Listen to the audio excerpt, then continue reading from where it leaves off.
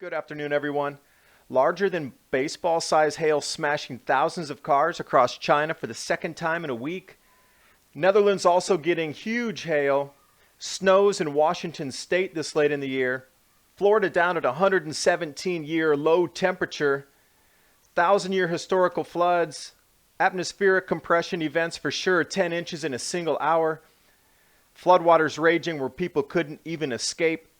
Unusual places for snow in Australia this storm. Tropical vegetation is unusual for sure. Lowlands houses in the warmest parts of Victoria receiving snow.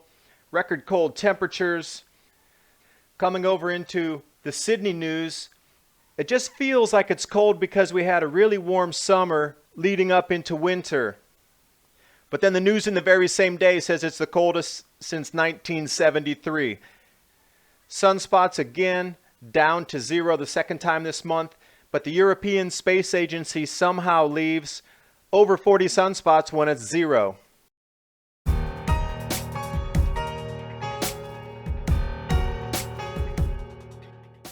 the second time in a week, China, larger than baseball size hail, smashing thousands and thousands of cars, this time in Shanxi province. You can see how many hailstones came down and deposited in this person's back seat. Netherlands, also giant hail. What is it with the size of these hail coming down? I don't remember that as a kid. It was the size of a pea when I was growing up. Washington State, June 24th, snow cover again, 3 inches. A few days later, it melted off, as you can see from the cam. Florida, Jacksonville, thinking nice and sunny this time of the year. It's summer. 117-year cold. 1,000-year historical flooding across West Virginia. This is an example of an atmospheric compression event. 10 inches of rain came out of the sky in 1 hour. The floods rose so fast that people literally were trapped in their homes and they couldn't escape. This is what the roads looked like during those few moments of terror for those people. Mudslides, and anywhere in the valley was inundated with meters and meters of water within minutes. Downtown looks more like a muddy lake. Here's a picture from a drone so you can see what the valley looks like from above. There's nowhere to run in that. Water's just inundating the shopping mall. The sun is still blank. When we take a look, the 24th, 25th, 26th, 27th, back to no sunspots again. This was the same thing that happened in the beginning of the month for 4 days with no sunspots. Yet the European Space Agency somehow magically adds 40 sunspots to every time when there was 0. I don't even know if they can count from 1 to 10 because they sure don't know what the number 0 is.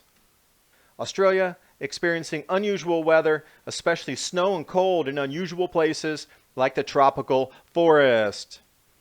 Here we go, Melbourne. But look at this tropical vegetation covered in snow. Areas in blue, what we're talking about here on the map. News from coast to coast, experiencing freezing conditions across Victoria, New South Wales, and that storm blew from West Australia over. Look here on the satellite. Lowlands areas, even down to the beaches, receiving snow. Unusual to say the least. Breaking cold records back to 1965. Massive low again like 3 weeks ago in the beginning of June. Just snows in unusual places. Yet on all top of this, Bureau of Meteorological forecaster Olenka Duma says, it just feels cold because we had a warm lead up into the winter. Now if that's not global warming agenda, I don't know what is, because the very next paragraph says it's the coldest June in 20 years. Followed by a plethora of other articles saying it's the coldest since 1973, the most snow in 24 hours ever recorded, coldest June maximum temperatures on record. Yet this forecaster, the leader of forecasters for the country, says it's not cold, it just feels cold because the summer was warmer. She should be fired. In addition, hurricane force winds during this winter storm ripping roofs off homes. Monster low, Joe Bastardi calling this one here. Look again what rolled in off West Australia first before it hit over to the east, dropping 70 centimeters of snow. Up in the ski areas, they got to be stoked right now. Looking back at the solar cycles, you can kind of match up what's going to happen in the future by what happened in the past.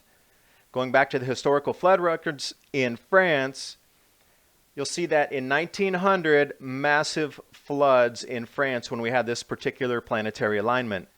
On the right is now 2016, and the other three alignments were nearly identical with the parallel sets of pattern. Jupiter, Saturn, Uranus, Neptune. Notice the peak. Jump over into Australia, New South Wales area, and you'll see the same peak in the 1900s with the massive floods. So since it's flooding in France right now again, we're going to repeat the same cycle and record floods and record cold across New South Wales all the way down to Victoria for the rest of these next 2 years. If we look at the Angkor Wat area in Cambodia with the same overlapping time frame, you'll see there was mega drought during that time. Look to the past to see what the future will be. It's all in the ice cores, the stalactites, lake core sediments. We're going into a grand solar minimum. Thanks for watching, and hope you got something out of the video.